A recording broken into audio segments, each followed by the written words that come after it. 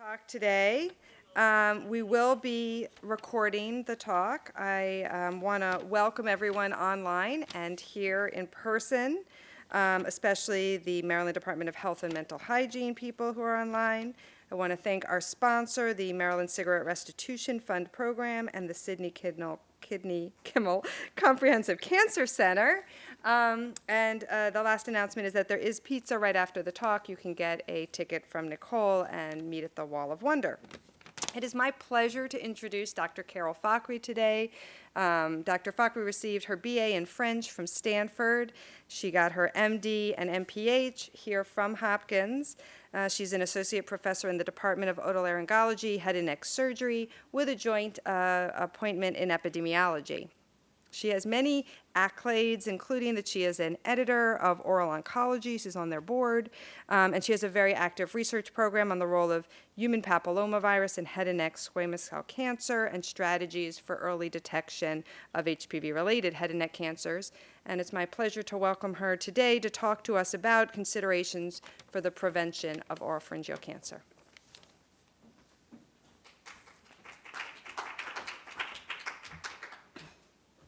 Thank you, Amber.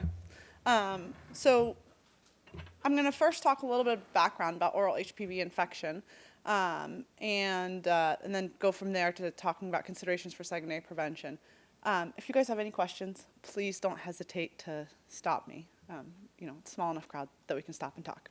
So we'll talk about risk factors for infection and cancer, incidence trends, and the clinical relevance of HPV, and the preventive implications. So this is what the face of head and neck cancer used to be. Head and neck cancer really used to be a disease of smokers and drinkers. And now the new face of head and neck cancer is, here's an example, Michael Douglas. So the new risk factor, we've gone from tobacco and alcohol to human papillomavirus, a sexually transmitted infection. So HPV is a small circular DNA virus. There are 200 types. The high-risk types are the ones that were determined in cervical cancer to be associated with malignancy, and the low-risk types are those that are associated with benign warts, anogenital warts, and skin warts. HPV has now been integrated into the cervical cancer screening algorithm, and we've since found out that it's associated with a subset of head and neck cancers. So when we talk about oropharynx cancers, we're mainly talking about tonsil cancers and base of tongue cancers. So it's what you would see if you're looking in the back of the mouth. So in Dr. D'Souza's beautiful, very elegant dissertation work, she performed a case control study here at Hopkins and looked at risk factors for oropharyngeal cancer. And so what she found was that different exposures of HPV are strongly associated with the diagnosis of oropharynx cancer. So if you look at behavioral exposures, so high number of vaginal sex partners, high number of oral sex partners, that was strongly associated with having a diagnosis of oropharyngeal cancer when you compare cases to controls. And then when you look at presence of oral HPV-16 infection, so if an individual takes a swish of an oral rinse and gargles, and if you test that for HPV-16 infection, that was also strongly associated with a diagnosis of oropharyngeal cancer. And then when you look at serum-based evidence of HPV-16 infection, so HPV-16 serology is a lifetime exposure to HPV-16 infection. That was strongly associated with oropharyngeal cancer. And then when you look at marker of carcinogenesis, so E6 or E7 antibodies, that was very strongly associated with diagnosis of oropharyngeal cancer. So in this study, it was really the first big study to show that behavioral and biomarkers of HPV infection were strongly associated with the diagnosis of oropharyngeal cancer. So let's talk about risk factors for oral HPV infection. So risk factors for oral HPV infection are really surrogates of sexual exposure. So ever having had sex, increasing number of recent lifetime oral sex partners, any sex partners, vaginal sex partners, early coitarchy, performing sex at an early age, marijuana use, current cigarette use, immunosuppression, and women who have a personal history of cervical HPV infection also have increased risk of having an oral HPV infection. So this is data from NHANES, which is representative of the U.S. population. And so in a large sample size, they looked at prevalence of oral HPV infection. So it's cross-sectional data. And what you see is that there's a dose-response relationship between number of lifetime sexual partners and prevalence of infection. So prevalence of infection increases with increased number of sexual partners. And that's for number of lifetime sexual partners if you look at it by oral sex, because these are all collinear behaviors. Then when you look at prevalence of oral HPV infection by gender, what you see on the left panel are men, and on the right panel are women. The prevalence for men is significantly higher than the prevalence among women. The other thing that you note is that there's a bimodal age distribution. So there is an earlier peak in the prevalence of oral HPV infection and a later peak in the prevalence of oral HPV infection. While it is bimodal for women, it's not as striking as what you see for men. So the other interesting part of the data, this NHANES study that Dr. Chaturvedi and Dr. Gillison led, is that current tobacco use is associated with increased prevalence of oral HPV infection. So when you compare current smokers with increased exposure to tobacco, there's increasing prevalence of oral HPV infection. So Dr. D'Souza and I looked at this and used biomarkers for tobacco use. And just to understand this better. And what we saw was that if you look at serum cotinine or urinary NNALs, which remove any reporting bias from an individual, you see a strong increase in prevalence of HPV-16 infection with increasing biomarkers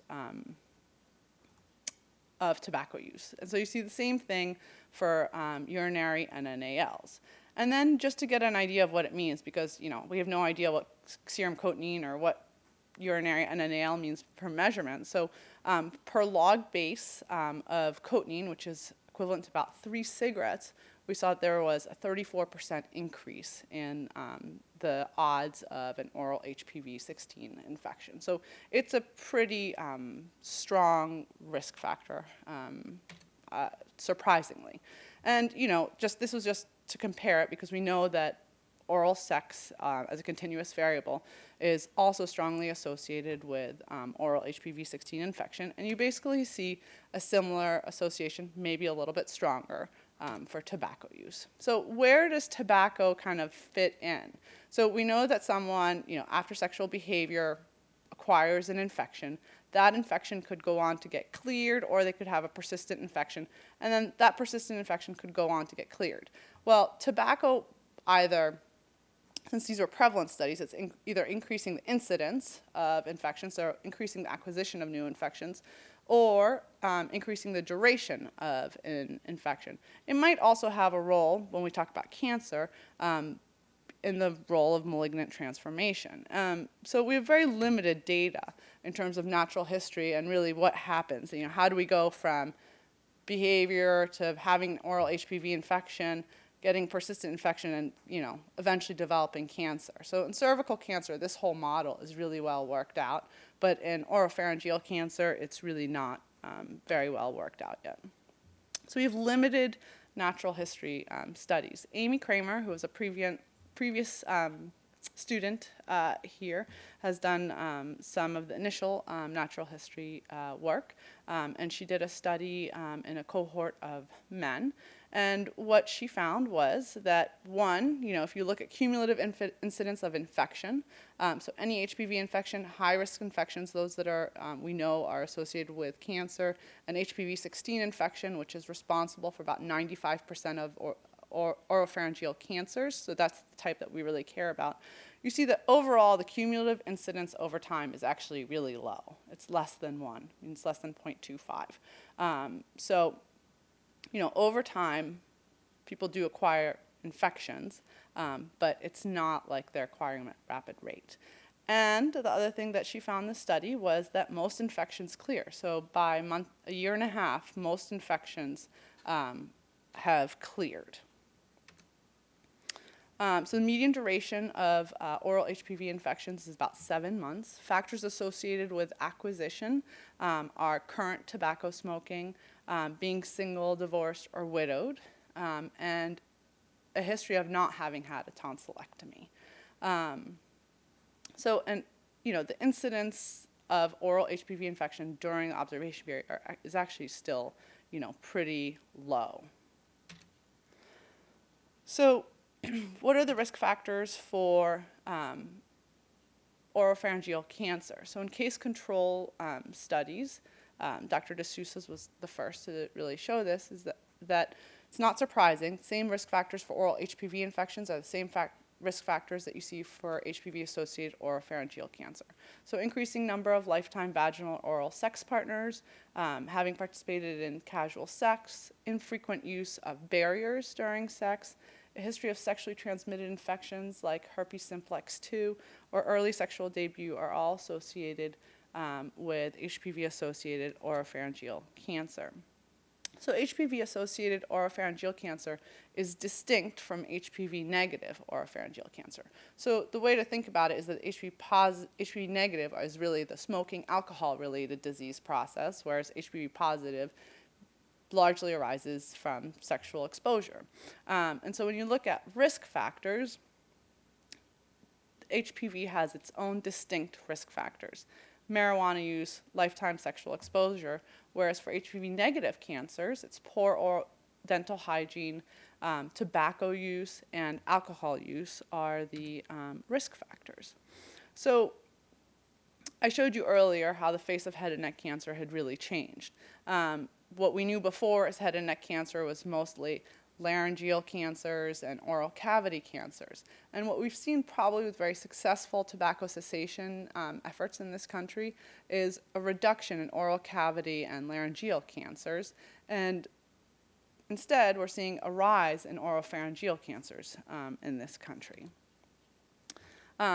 So the reason for that is that we have an increase in HPV-positive oropharyngeal cancers. So the HPV-negative oropharynx cancers, which are due to tobacco and alcohol, have really declined.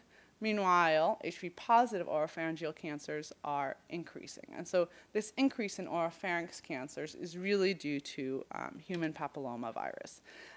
So this is SEER data. Neil Shatareddy and Maura Gillison looked at tumors from the U.S. population-based registry, and I think they had about 200 tumors, and they tested them for HPV. So this was from all over the country, and they used gold standard methods. And what you see is that across calendar time, there's been a significant increase in HPV-positive tumors in the United States. And so, these are pretty significant increases in a relatively short period of time, from the 1980s to mid-2000s. And so based on that, what you can see, again, that HPV-positive oropharyngeal cancers in the United States are rising. HPV-negative oropharyngeal cancers are declining. And then when you compare that to cervical cancer in the United States, cervical cancers are declining, probably due to a very successful secondary prevention campaign in the United States, using pap smears and HPV testing. And if you project where the incidence trends for oropharynx cancers are, HPV-positive oropharynx cancers, in 2025, they will exceed cervical cancers in the United States. Based on this, there was a lot there. People consider it to be an epidemic if you read the lay press. But I think the important thing to remember is it's still, at this point, a relatively rare cancer. I mean, it is in the top 10 cancer sites, but it's not like breast cancer or colon cancer. And so one of the interesting things about this is that this is really a recent phenomenon, and it's really happening in men and in younger age cohorts. So based on SEER data, if you look at the incidence rates over time, this is really increasing in more recent age cohorts. So if you look at 60 to 64-year-old men over time, so this is the green line, this is where their incidence rates were. But the men who were born after 1940 have a steep increase in risk for diagnosis of oropharyngeal cancer. And this kind of plays out, for 70-year-old men. The risk was pretty stagnant over time, and in the 1940s, risk dramatically increased. For women, you don't really see the same effect, and incidence overall is still pretty low. And just to show it in a different way, this is essentially like a heat map, with the yellows being increased relative risk ratios, incidence rate ratios. So yellow being increased and black, red being decreased. What you see is the risk is most increased for the younger age, the age being on the left, so 40-year-olds, 45 to 49-year-olds, 50 to 54, and over time, the more recent calendar periods. So this is really a disease process that's increasing for men born in more recent calendar periods. So most of this data has been in the United States, but when investigators have looked at this outside of the United States, they've seen analogous incidence trends. What they've noted is that these increases are really most notable in developed countries and among men. So these incidence trends, as I said earlier, are really prominent in men, whites, younger age cohorts, and in recent calendar periods. So this really reflects what's going on clinically and reflects the clinical importance of HPV-positive tumor status. So your typical HPV-positive tumor is on average younger than an HPV-negative oropharynx cancer patient. They're more likely to be white, they're more likely to be married, they're more likely to be non-smokers, or at least have a decreased exposure to tobacco. They also have a higher socioeconomic status, so they're more likely to have a college education or to have a higher mean income. They have improved performance status, which makes sense since they're generally younger. And they're less likely to have anemia or other comorbidities. So as I said earlier, when we talk about the oropharynx, we're really concerned with the tonsils and the back of the tongue. These tumors have a proclivity towards tonsil tissue in the back of the throat. There are other parts that we refer to as the oropharynx, but this is really where HPV-positive tumors go. They tend to be small tumors, and patients usually come to attention when they notice a lump in their neck. A very typical story is that a patient was shaving one day, he noticed a lump in his neck, goes to the doctor, is given antibiotics, ignores it, and then eventually someone realizes that this is actually a malignancy.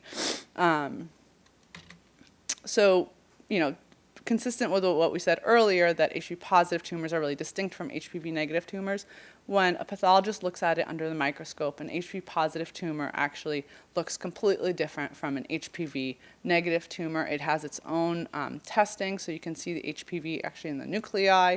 And the interesting thing is, if a patient comes in and has a neck lump and you can't figure out where this neck lump is actually coming from, if you test it for HPV, that points you to the oropharynx. So in about 95% of tumors that come in now, we don't know where they're coming from. If they're HPV positive, we will eventually figure out that they're coming from the tonsil or the back of the tongue. So it's really a biomarker for the oropharynx. So the other thing about HPV positive tumors is that they have significantly better overall prognosis. They have better overall survival and better progression-free survival, meaning the chance of the tumor coming back are decreased. So these patients actually do remarkably well compared to HPV-negative cancers. So even after adjusting for other factors. HPV-positive tumor status affords an 89% reduction in 79% chance of reduction in the risk of death. So it's an independent marker of prognosis. This just reiterates that. And then I put this slide in here just to say that tobacco use really does modify this. So being a pure HPV positive, non-smoker, non-drinker, those patients have really great prognosis, and they're the patients who we consider to be low risk, and we can expect them to live for a long time. But those patients who have a history of tobacco exposure, which is a 20-pack year or greater, despite being HPV positive, at 3 years, only 71% are still alive. And then the high-risk patients are those who are true HPV negative. So the typical smoker, drinker, kind of patients that we used to see, a few decades ago, have pretty poor prognosis. At 3 years, less than half of those patients are still alive. And similarly, if an HPV positive patient has a recurrence of their cancer, they still have better prognosis than an HPV negative patient. And I'm going to skip over those slides. So we've discussed increasing incidence, and these are younger patients who are in general healthier, and they have pretty good prognosis. So what does that mean in the end? So when we looked at this in a Danish cancer registry study, we showed that there was increasing incidence of oropharyngeal cancer in Denmark. The nice thing about Denmark is that it's a national database that has everyone's health. It's a health registry. So you don't have to pull the records retrospectively. It's essentially a prospective cohort, which is all civilians in Denmark. And what you see is that there's increasing incidence over time, and mortality of oropharyngeal cancer, associated with oropharyngeal cancer, is decreasing. So what you would expect is there would be an increasing prevalence of people living with oropharyngeal cancer. So, with the increased interest in survivors, since we have such good prognosis, what you see here is that over time, you have increasing incidence, but the prevalence of survivors in a population is dramatically increasing. And here you have percentages, and these are the long-term survivors. So the percentage of 5 to 10 year survivors is increasing in the population. And you see similar trends in the United States. When you look at survival of patients with oropharyngeal cancer, the survival has significantly increased over time. I'm going to skip these slides.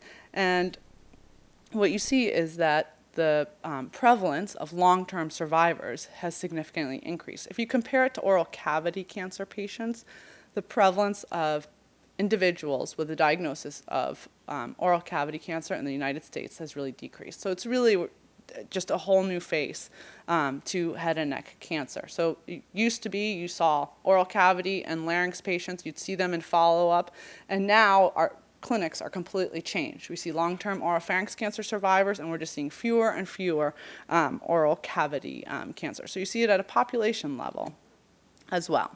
So these patients have good prognosis. We have more and more survivors, which is great. But can we change these incidence trends? As I showed you earlier, the cervical cancer model has been really successful in the United States. With good secondary prevention, there's been a dramatic reduction in the incidence of cervical cancer. So what do we need to have an effective secondary prevention method?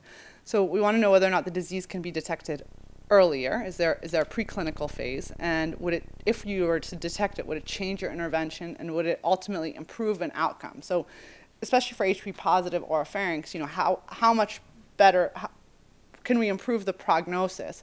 When you're at 3 years, you have 85% survival. How much better outcome can we actually achieve? So the problem is with HPV-associated oropharyngeal cancer is that we still don't have a preclinical phase, a premalignant lesion. we all acknowledge that it must exist because there's a continuum. You go from oral HPV infection, you must go to a pre-malignant state before you achieve malignancy, but we don't know what that is. And as I said earlier, we also just don't have the natural history data to identify it. And so these are really the studies that are necessary in the future. So we did a study here maybe 5-6 years ago now to see whether or not we could apply the successful techniques from the cervical cancer secondary prevention techniques to the oropharynx. So we tried a pap test equivalent in the oropharynx. So we looked at patients who had a high suspicion of oral cancer or oropharyngeal cancer at 4 institutions. And we used a pap test equivalent brush to sample these tumors. And so to take a step back, when the pap test was initially used for cervical cancer, they showed that a pap was strongly associated with HPV infection and with abnormal cytology and with the diagnosis of cervical cancer. So that was the paradigm that we wanted to apply here. So what we found is that the presence of HPV-16 infection in the pap test, whether you used linear array or real-time PCR, was non-significantly associated with abnormal cytology. And cytology being a cellular evidence of cancerous changes or precancer changes.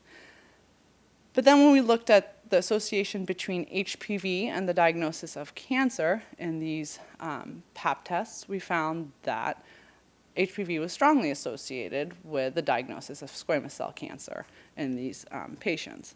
And then abnormal cytology was also strongly associated with the diagnosis of cancer. So this was exciting because we thought, okay, great, maybe we might be able to apply this. So when you could see the cancer, there was a strong association.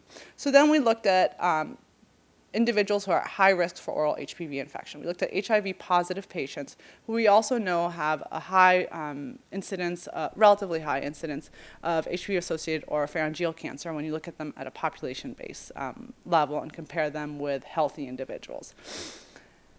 And we did a case control study, and we actually found no cellular atypia, basically, in this group. There was some ascus, which means just inflammation, atypical-looking cells, but it's nowhere near pre-malignancy, and it can just be inflammation.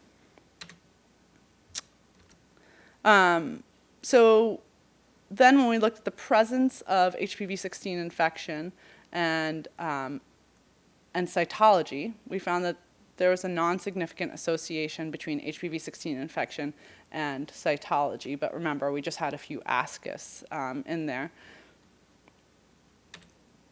And so our conclusion from this was that, no, we cannot use a pap test. We can't use the lessons learned from the cervix to the tonsils or to the base of tongue. But what you could see is that when you have a lesion that you're staring at that you think is cancer, so when a patient with a suspected lesion came to a head and neck surgeon, she was looking at it, sampled it, it was strongly associated with diagnosis of cancer. But in individuals who we think are at increased risk, who have a higher infection rate of HPV-16 infection, there was actually no difference. So this was probably a sampling issue. We weren't sampling the relevant area in the HIV-positive patients. So how do we overcome it? So one of our thoughts was imaging might help us. So if we could actually see the lesion, then we'd be sampling the relevant area rather than doing a blind, oropharynx smear.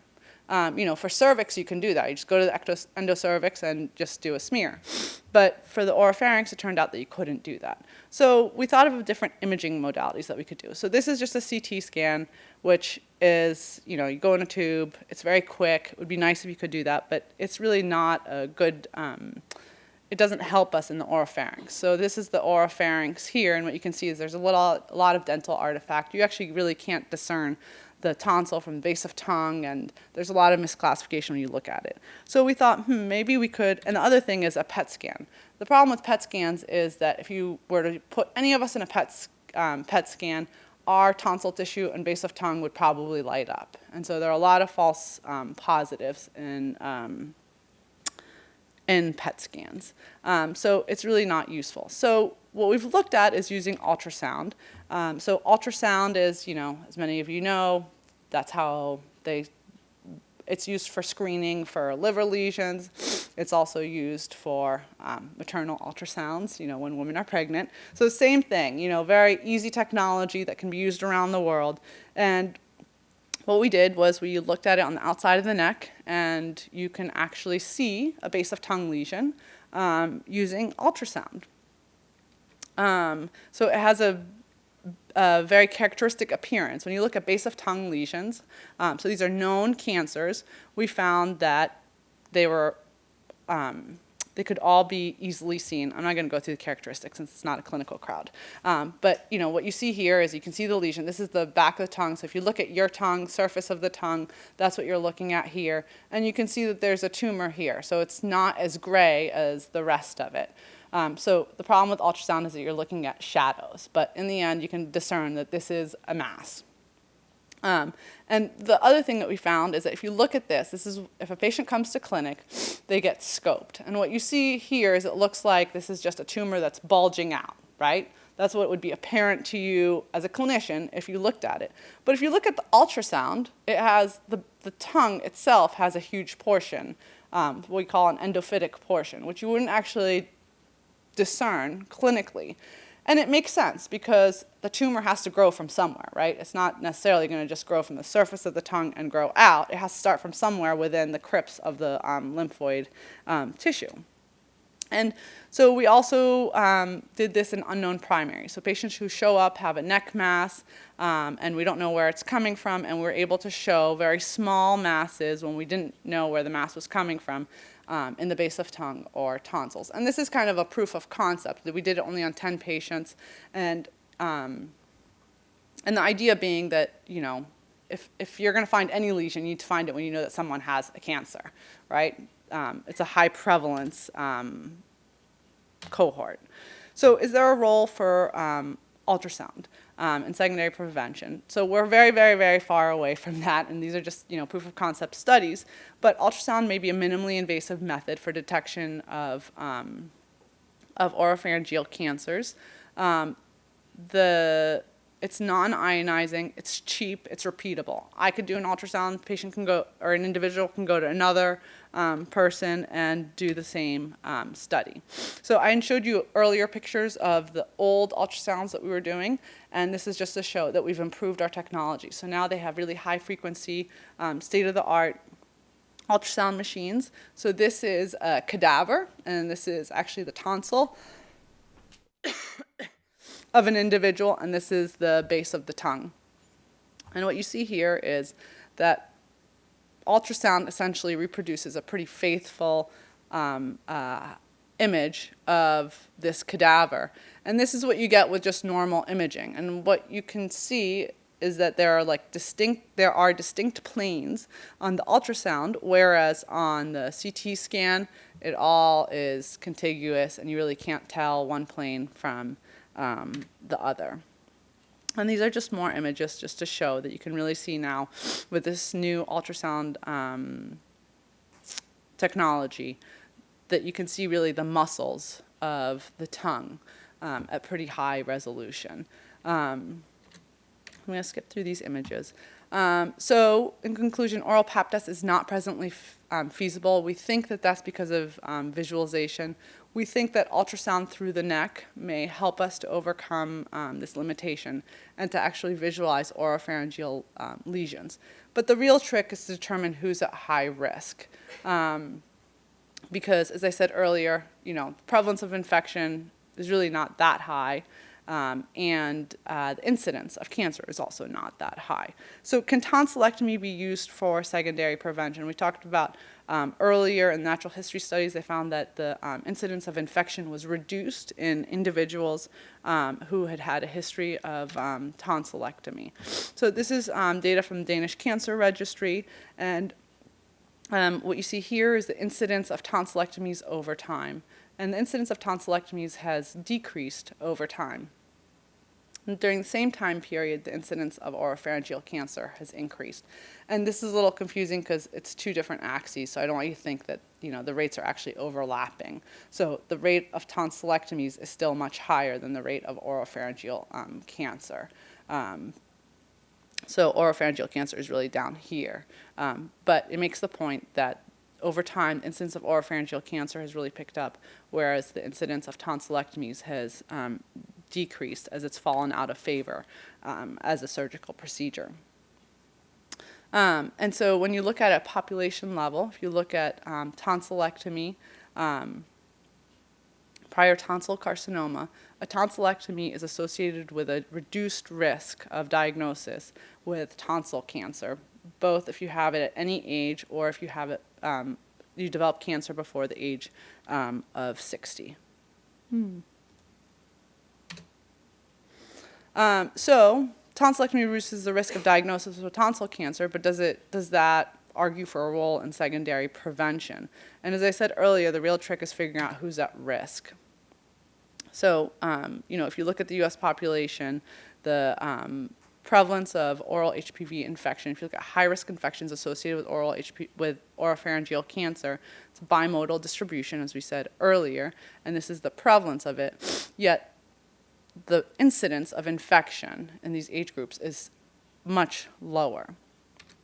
So if you think about in the high-risk group, so individuals ages 40 to 69 who have an infection in their mouth. So, if you're trying to figure out who's at high risk, how can you increase the prevalence so that this would be a population that you would screen, and what are the numbers needed to screen? So this is kind of a back of the envelope calculation, but if you look at ages 40 to 69, individuals who actually have a test positive with an oral HPV-16 infection, you would need to screen 10,500 individuals to find one case of oropharynx cancer, assuming you could find it. And then if you think about HPV-16 E6 seropositivity, so if you remember one of the earlier slides where I showed you the case control data from Dr. D'Souza's study that showed that there's a strong association between E6 or E7 seropositivity and the diagnosis of oropharyngeal cancer, you're still kind of left in the same place. And this is reducing to the age groups that are most relevant to this disease process. So we still really don't know who's at risk, and we don't have the means of identifying these lesions earlier.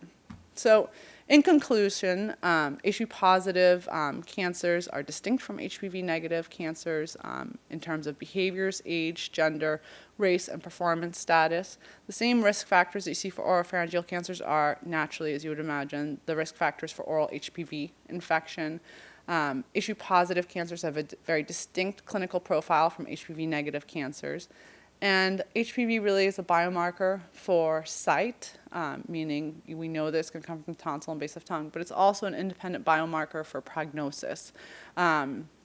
And what that really means in real terms at a population level is not just increased incidence of patients diagnosed with oropharyngeal cancer, but we really have a burgeoning population of individuals carrying the diagnosis of oropharyngeal cancer who are living longer. And so the real answer, and I didn't really get into it in terms of prevention, probably for now, although we don't have outcome data for oral HPV infection in all the vaccination trials, but we hope that vaccine is what will solve or reduce the incidence trends that we're seeing. Thank you.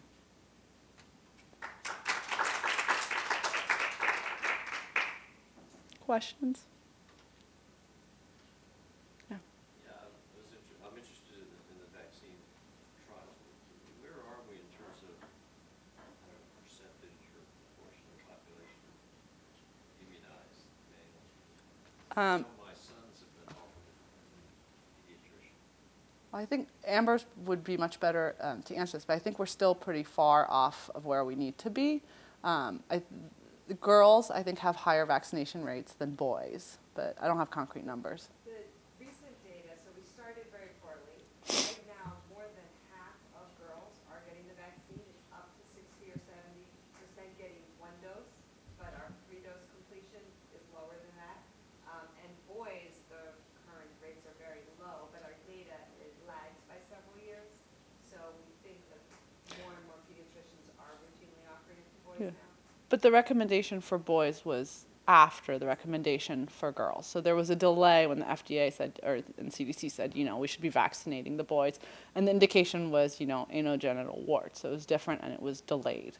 And then the other thing to the point of, one vaccination versus 3, there's starting to be, there's data evolving to suggest that, 1-2 doses may actually be sufficient, that you may not need then all 3 of them. So there's a big trial going on for 2 versus 3 doses right now, and NCI is starting a 1 versus 2 dose, because the initial evidence is so good that 2 doses is enough, and there's small evidence that even 1 may do it, but we don't know. Other question?